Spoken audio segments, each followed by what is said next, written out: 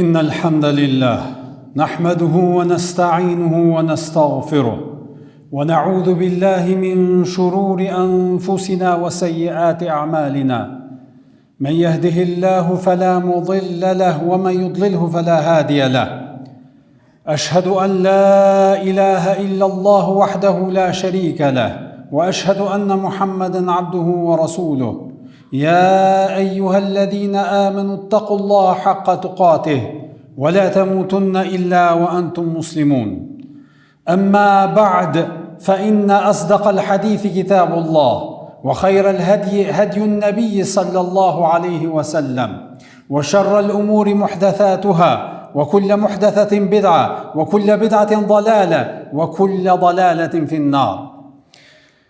Lavdërimet më të sinqerta i takojnë vetëm Allahut të Madhërisëm. Vetëm atë falenderojmë dhe vetëm prej tij ndihmë e falje kërkojmë. Atë që udhëzon Allahu plot fuqishëm s'ka askush që mund ta humb, dhe atë që Allahu i madhruar e devion s'ka askush që mund ta drejtojë në rrugën e drejtë. Dëshmoj e deklaroj se nuk ka asnjë Zot që meriton të adhurohet me të drejtë përveç Allahut, i cili është një i vetëm, nuk ka ortak. Dhe dëshmoj e deklaroj se Muhamedi sallallahu alaihi wasallam ishte i dërguar i tij i fundit, i cili na përcolli këtë shpallje, Kur'anin famlar. Salavatet dhe selamet, lavdërimi dhe paqja qofshin mbi të, familjen e tij, shokët e tij dhe mbi të gjithë ata besimtar musliman që pasojnë rrugën e tij dhe udhëzohen me sunetin e tij deri në ditën e gjykimit. Të nderuar vëllezër besimtar, jetojmë në një kohë në të cilën fjala e ka humbur peshën e saj.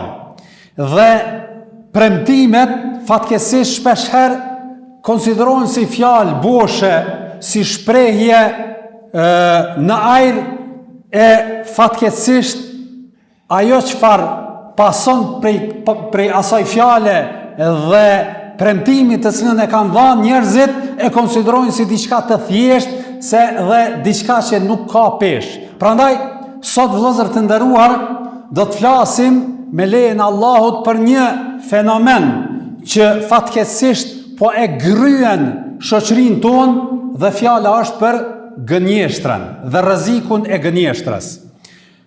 Vëllezër të nderuar, vërtet gënjeshtra është bërë një tregti e zakonshme e shumë njerëzve.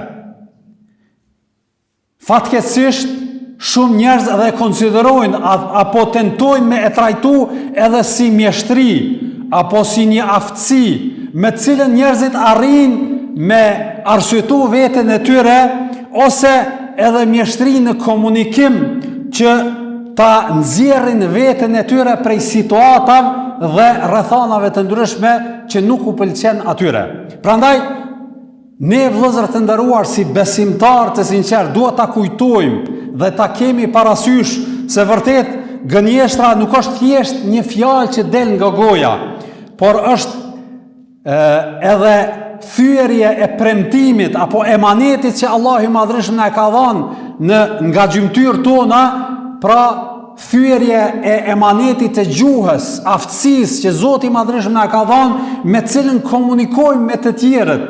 E faktikisht me anë të gënjeshtrës ne e thyem këtë emanet që Zoti i Madhërisëm na ka lënë në përgjegjësi. Prandaj vëllezër të nderuar, duhet ta kemi parasysh që vërtet kur gënjeshtra hyn në zemrën e njeriut, atëra aty nuk ka vend besueshmëria, nuk ka vend sinqeriteti, e gjithashtu edhe humb edhe drita e imanit.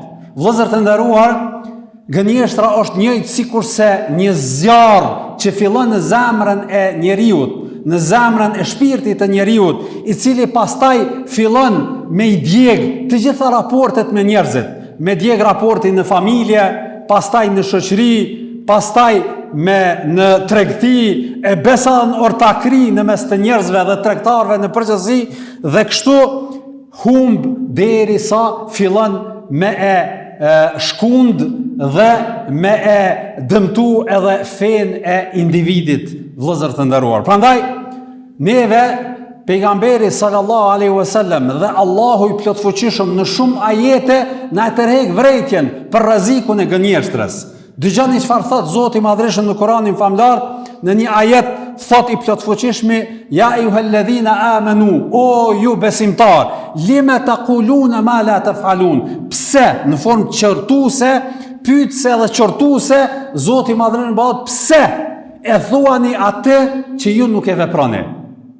Kabura maqtan inda Allahi, vërtet mëkati i madh te Zoti i Madhërisht është me thënë ju atë që nuk e veproni. Pastaj thot Allahu i Madhërisht në një ajet tjetër, pra ky ajet ishte në surën As-Saf, ajeti 2 dhe 3, pra në surën Al-Isra thot i Madhërisht, wala taqfu ma laysa laka bihi ilm. Përkthimi, po thot Allahu i Madhërisht, dhe mos e pasoni atë që nuk ke dieni për të. Pastaj thot Zoti i Madhërisht në një ajet tjetër, ma yalfidhu min qawlin illa ladayhi raqibun atid. Përkthimi, po thot Allahu i Madhërisht, asnjë fjalë nuk e nxjerr prej gojës me një fjalë, nuk e nxjerr prej gojës së tij e pa pasur ai një mbikëqyrës i cili evidenton atë. Me një fjalë tërheq vërejtjen se çdo gjë që nxjerr njeriu nga goja e tij, nga gjuha e tij, e artikulon atë, duhet ta ketë përgjegjësinë se ajo dikun shënohet. Dhe nëse është e vërtet, atëherë ka shpëtu. Nëse është e kundërta, është gënjeshtër, atëherë ajo faktikisht është në përgjegjësinë e tij. Kurse pejgamberi sallallahu alaihi wasallam në shumë hadithe na tërheq vërejtjen për rrezikun e gënjeshtrës, ndërto është hadithi i pejgamberit sallallahu alaihi wasallam ku thot aleikum bis-sidq fa inna as-sidqa yahdi ila al-birr wa inna al-birra yahdi ila al-janna wa ma yazalu ar-rajulu yasduqu wa yataharra as-sidqa hatta yuktaba 'inda Allahi siddiqa. Përkthimi, po thot pejgamberi sallallahu alaihi wasallam në këtë hadith të saktë, të cilën e shënon Imam Buhariu dhe Muslimi në koleksionet e tyre, thot mbajuni të vërtetës. Pra mundohuni gjithmonë me qenë piknisja juaja sinqeriteti dhe thania e vërtetës në raport me të tjerë. Mbajuni të vërtetës, sepse e vërteta të çon në mirësi, të çon në mirësi. E mirësia të çon në xhennet. E shihni, zinxhir janë të lidhura gjërat. Mas pari sinqeriteti, pastaj me kani sinqert njeri bëhet edhe i mirë, edhe çon do thot në vepra të mira. E vepra të mira pastaj të çojnë në xhennet. Domthon e ki destinacion në xhennet. Pastaj pejgamberi sallallahu alaihi wasallam vazhdon edhe thot njeriu vazhdon të jetë i sinqert dhe mundohet me erujt edhe me zgjedh sinqeriteti në raport me njerëzit derisa tek Allahu i tilli shënohet që është prej të sinqertëve. Pra e merr epitetin se është prej të sinqertëve, siddiqa. Dhe vazhdon pjesa tjetër e hadithit ku pejgamberi sallallahu alaihi wasallam thot dhe ruajuni gënjeshtrës. Ruajuni gënjeshtrës, sepse gënjeshtra çon në mëkat, kurse mëkati çon në zjarr të xhenemit. Dhe këtu zinxhiri i lidhur. Mëkati, domthon gënjeshtra, mëkati dhe mëkatet çojnë në zjarrin e xhenemit. Dhe po vazhdon pejgamberi sallallahu alaihi wasallam, po vërtet njeriu vazhdon të jetë të gënjej në jetën e tij, e bën shpehi gënjeshtën, hajt një herë, 2 herë, 3 herë, edhe bëhet dhe thot zanati i tij, edhe bëhet pjesë përbërëse të karakterit të tij. Pra vazhdon njeriu të bëhet, njeriu vazhdon të gënjej dhe ta zgjedh gënjeshtrën në raport me njerëzit derisa të shkruhet tek Allahu gënjeshtar. Pra e fiton epitetin gënjeshtar tek Zoti i Madhërisht i tilli. Kështu pejgamberi sallallahu alaihi wasallam na tërheq vërejtjen dhe Mawardi është një nga dietarët e njohur Ambeli kur komenton këtë hadith të pejgamberit sallallahu alaihi wasallam çet në pa dhe vërtetan thot vërtet ky hadith në formën më të mirë na tregon rëndësinë e sinqeritetit dhe të keqen që sjell gënjeshtar tek besimtari në përgjithësi dhe e përmbyll me një thanie që kanë thënë njerëzit e mençur, thot vërtet ai që ka pak të vërtet me një fjalë në raport me të tjerët, ai do të ketë edhe pak miq. Për arsye se njerëz largohen prej tij kur e shohin që nuk është i sinqert në raportet dhe marrëdhëniet të cilat kanë me të në përgjithësi. Pastaj Malik ibn Dinar është një nga dietarët e njohur, ka thonë e vërteta dhe gënjeshtra luftojnë në zemrën e njerit. Pra, cila pjamun dhe derisa njëra prej tyre del fituse.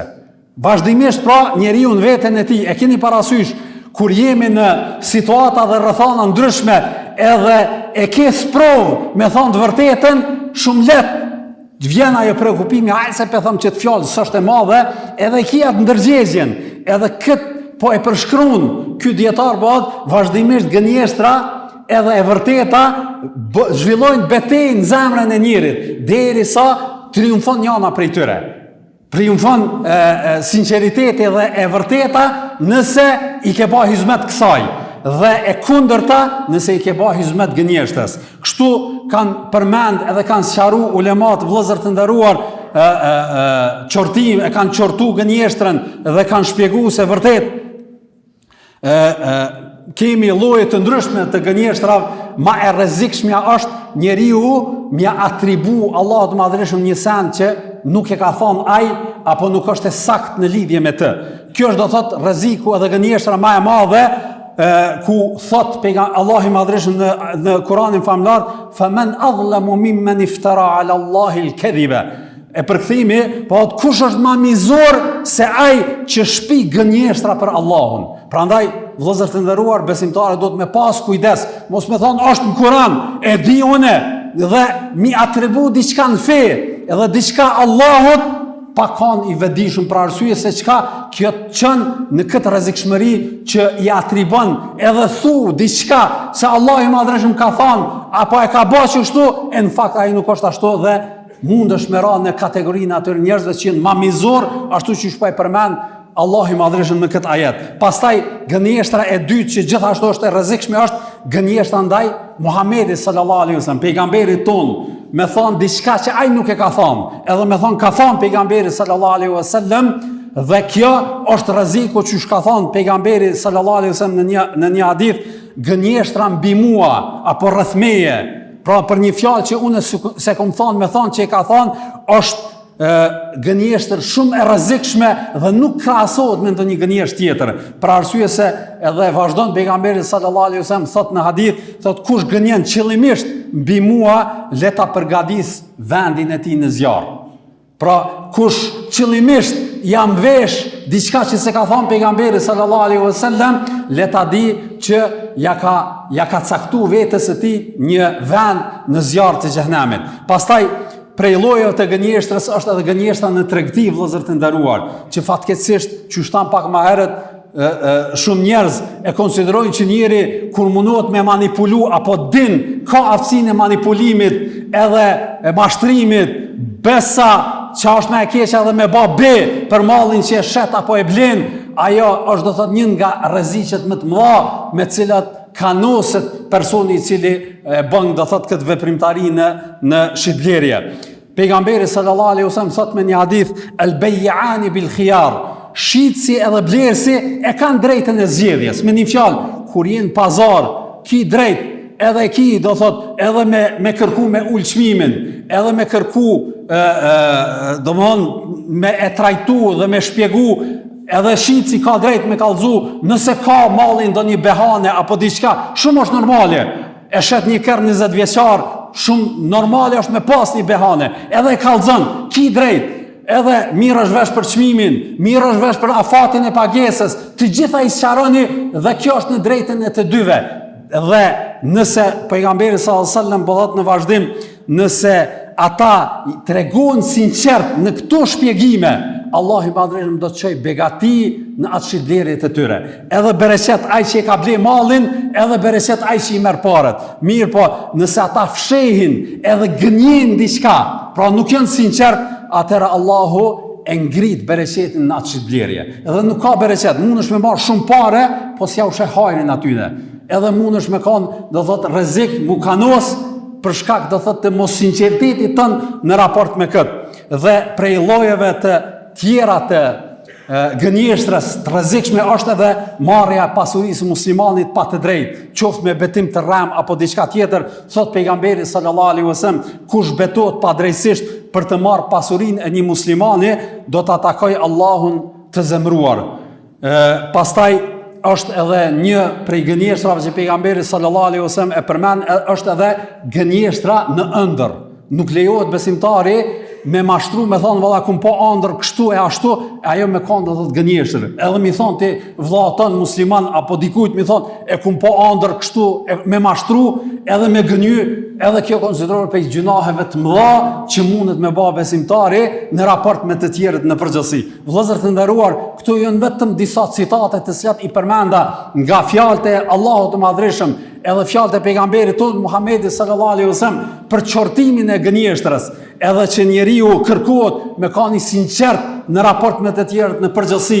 Dhe unë i përmenda, e inshallah javën e ardhshme do të flasim edhe për disa pika që ndërlidhen me rregullat edhe dispozitat e gënjeshtrës. Wa sallallahu ala nabina Muhammad wa ala alihi wa sahbihi ajma'in.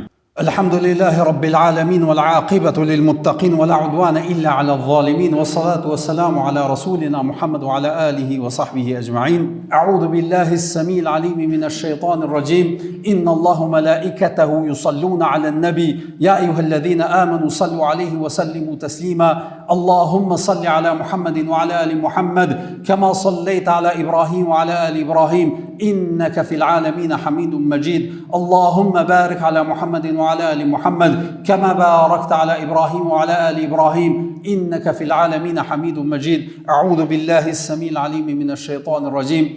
إن الله يأمر بالعدل والإحسان وإيتاء ذي القربى وينهى عن الفحشاء والمنكر والبغي يعظكم لعلكم تذكرون.